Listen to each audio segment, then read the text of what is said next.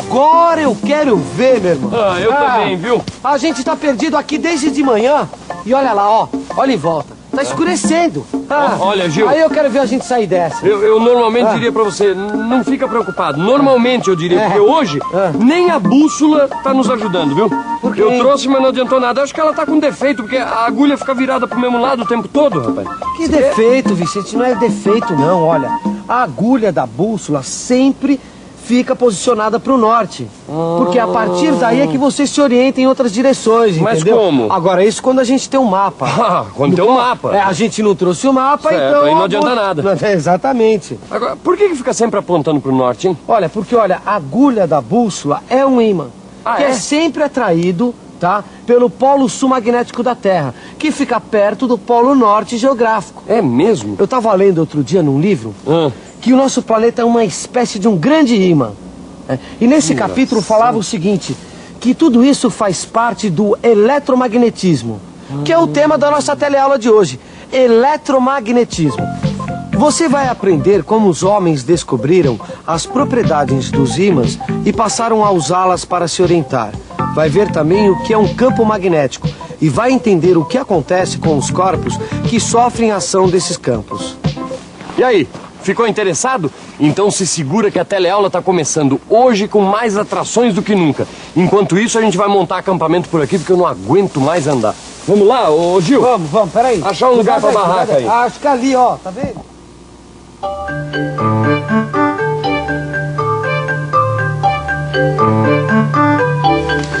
Equipes de resgate continuam à procura dos 2 excursionistas que se perderam na mata. Segundo informações, um deles levava uma bússola, mas nenhum mapa. Puxa vida, coitado desses 2. Só com uma bússola no meio da mata. Será que eles não sabiam que sem mapa a bússola não adianta nada? Bom, mas isso até que é engraçado, não é? Você sabia que a bússola foi inventada há mais de 1000 anos pelos chineses? E até hoje tem gente que não sabe como usar direito? Então, você imagina se o Pedro Álvares Cabral não soubesse como usar a bússola. Ele não teria descoberto o Brasil.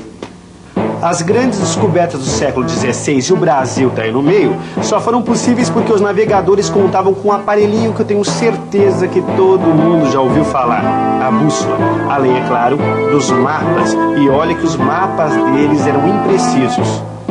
Mas os navegadores do século XVI não foram os únicos que fizeram descobertas com a ajuda da bússola. Os cientistas também fizeram uso dela. Já no século XIX, um físico dinamarquês chamado Hans Ørsted descobriu, com a ajuda da bússola, que a eletricidade e o magnetismo eram diferentes aspectos do mesmo fenômeno, o eletromagnetismo. Eletromagnetismo, eu sabia.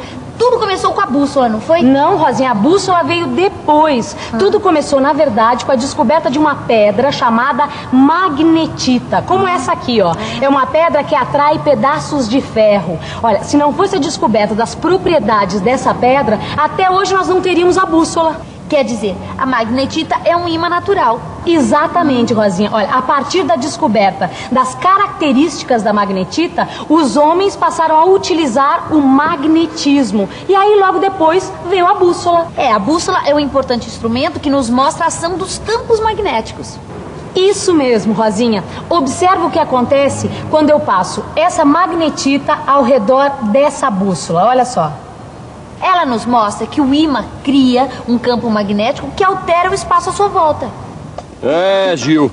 Mas no nosso caso, essa bússola aqui não mostrou nada, viu? Que isso, Vicente? A culpa não é da bússola. Não é. Não, o problema é que a gente não trouxe mapa. Pois é, não serve pra nada. Ó, fica calmo. A gente vai dar uma bela descansada agora. Daqui a pouco a gente continua a nossa caminhada e em algum lugar a gente vai ter que chegar, meu. Vamos chegar. Se depender da bússola, a gente vai chegar no Polo Norte. Isso que vai ser. Calma, Vicente. Olha, vamos aproveitar que a gente está aqui e vamos entender o que é eletromagnetismo. Você sabe que essa agulha aqui é um ímã artificial, né? Artificial? Olha, alguns elementos chamados materiais ferromagnéticos se tornam ímãs quando ficam em contato com outros ímãs. É o que a gente chama de imantação. Sei. Em alguns casos, a imantação pode ser permanente ou não. Tá entendendo? Interessante, hein? Bom, essa bússola acho que ainda vai servir para alguma coisa, né? Mas escuta, voltando ao assunto, a imantação produz ímãs artificiais, não é isso? É isso. E os ímãs naturais, como é que eles surgem? Os ímãs naturais surgiram há milhares de anos, porque a Terra é um grande ímã, lembras? Como todo ímã, ela cria em torno de si um campo magnético. E foi a ação desse campo magnético, combinada com as altas temperaturas e com o posterior resfriamento do planeta, que acabaram criando os ímãs naturais. Sabe, Rosinha, o processo de imantação ainda tem uns segredos a serem desvendados, mas a física já avançou bastante no estudo de um dos principais capítulos do eletromagnetismo, aquele que fala dos campos magnéticos. E a primeira coisa é a gente ter uma ideia da forma do campo magnético. Ué, mas Stella, mas é possível a gente ter a ideia da forma do campo magnético? Parece uma coisa abstrata, né? E é abstrato, mas a gente pode ter uma ideia da forma do campo magnético a partir das linhas de indução magnética, que são geradas pelo ímã que cria o campo magnético. Você quer ver? Olha só, vamos pegar essa folha de papel, vamos pegar esse ímã, né? Nós vamos colocar essa folha de papel em cima desse ímã, certo, Rosinha? Aí nós vamos pegar essa limalha de ferro, que é um material que sofre a atração do ímã. Ó, você tá vendo o que acontece? A limalha sofre a ação do campo magnético, Rosinha, certo? Dando uma ideia da forma do campo. Que legal, Maristela! Dá mesmo pra ter ideia da forma do campo magnético. É, mas tem uma coisa que nós precisamos lembrar, Rosinha. O papel, ele só tem 2 dimensões. Por isso, com a limalha, nós só temos uma ideia da atuação do campo no plano. Só que o campo magnético, ele atua em todo o espaço. E dá pra observar esse fato? Claro, Rosinha, além de atuar sobre a limalha que está no papel, ele atua fora do papel, em todo o espaço à sua volta. Olha, dá uma olhada no que acontece com a agulha dessa bússola. Ó, passa ela perto do ímã. Deixa eu ver, ó. Olha, quando eu passo essa agulha por cima do ímã, ela sofre a ação do campo magnético. Uma prova de que ele está atuando também no espaço.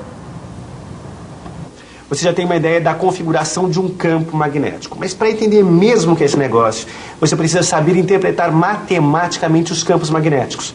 A gente precisa definir o vetor campo magnético, que mostra como o campo magnético atua em cada ponto do espaço. Não adianta torcer o nariz, não.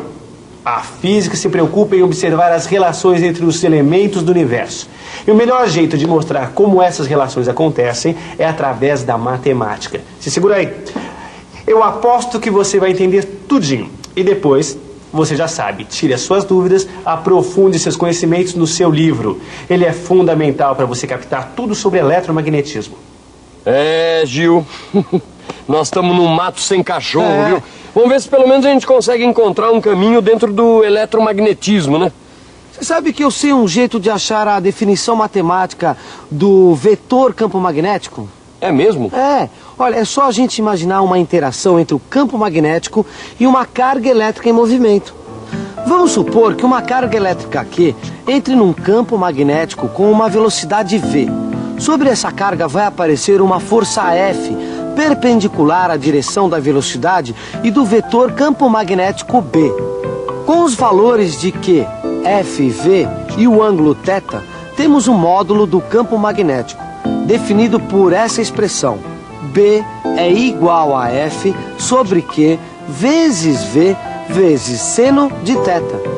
No seu livro você vai encontrar tudo explicadinho.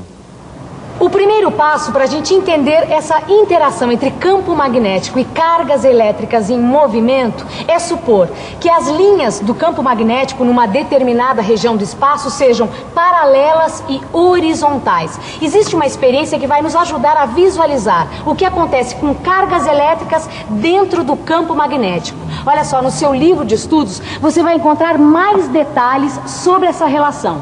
Aqui nós temos um aparelho que possui um tubo de raios catódicos, como o tubo que existe dentro da televisão. Então olha só, esse pontinho aqui é o ponto de impacto de um feixe de elétrons contra a tela. Veja o que acontece quando a gente aproxima um ímã. O campo magnético criado pelo ímã faz aparecer uma força que atua sobre o feixe de elétrons. Agora, se nós invertermos a posição do ímã, veja o que acontece, o ponto desce. Enquanto está dentro do campo, o feixe de elétrons, que são cargas em movimento, sofre a ação de uma força. E é a partir dessa força que a gente definiu matematicamente o campo magnético. O sentido dessa força depende do sinal da carga. Na nossa experiência, trata-se de um feixe de elétrons, então as cargas têm sinal negativo. E é muito fácil saber o sentido dessa força. É só usar a regra da mão direita, ou como também é conhecida, regra do tapa. Em outras palavras, a regra da mão direita ou tapa é um método muito simples para verificar a direção e o sentido da força que atua sobre a partícula carregada dentro do campo magnético. E é muito fácil, você quer ver? Olha só, Rosinha, pega este ímã que eu estava usando, enquanto eu vou falando você vai demonstrando, tá legal? Okay. Então, olha só, coloca-se a palma da mão direita no sentido do campo magnético criado pelo ímã. E o polegar na direção e sentido das cargas elétricas, nesse caso o feixe de elétrons. A direção da força é perpendicular à palma da mão. Se as cargas fossem positivas, ela teria o sentido de um tapa dado com essa mão. Quer dizer, ela sairia da palma da mão. Mas aqui são elétrons, portanto a força tem sentido oposto, como se entrasse na palma da mão. Nossa, rapaz, eu nem imaginava que existia tanta coisa por trás dos ímãs e por trás desse eletromagnetismo, viu? Mas é mesmo. Olha, é campo magnético, é interação entre campo magnético e carga elétrica, força que atua sobre a carga elétrica enquanto ela está no campo. Olha, ficar perdido não é bom, isso eu sei. Agora, pelo menos serve pra gente colocar em dia os nossos conhecimentos, já não é, Vicente? Isso é verdade, viu? Você estava falando aí sobre tudo que a gente viu, sobre interação entre carga elétrica e campo magnético, e eu fiquei lembrando, dá pra gente determinar a trajetória de uma partícula carregada dentro de um campo magnético. Sabe, Vicente, em alguns casos, essa partícula dentro de um campo magnético se comporta que nem a gente nessa mata aqui, fica andando em círculos.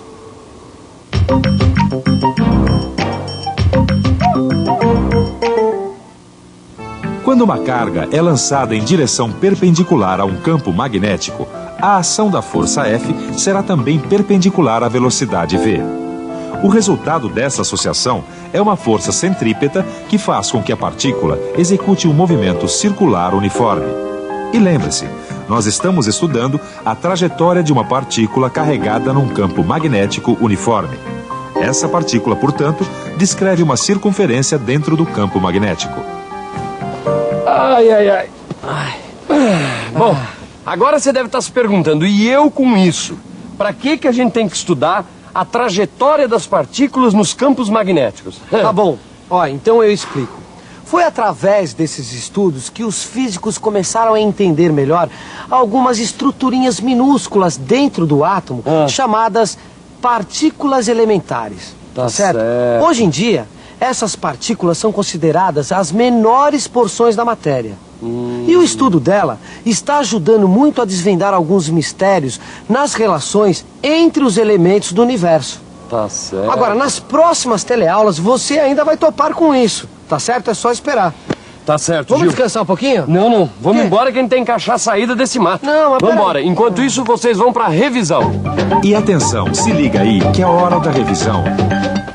Na teleaula de hoje, você ficou sabendo como funciona a bússola. Viu também a importância do estudo dos ímãs e do eletromagnetismo. Aprendeu o que é um campo magnético e viu que ele atua em todo o espaço. Viu também como se representa um vetor perpendicular ao plano do papel e estudou o que ocorre quando uma partícula carregada se move sob a ação de um campo magnético. Como você viu, o eletromagnetismo é um capítulo importante da física, tem muita informação. Tanto é que na próxima teleaula a gente vai continuar estudando o eletromagnetismo. Justamente por isso, não esqueça, aprofunde os conceitos que você viu nesta teleaula e use o seu livro para consolidar todas as informações de hoje. Até a próxima!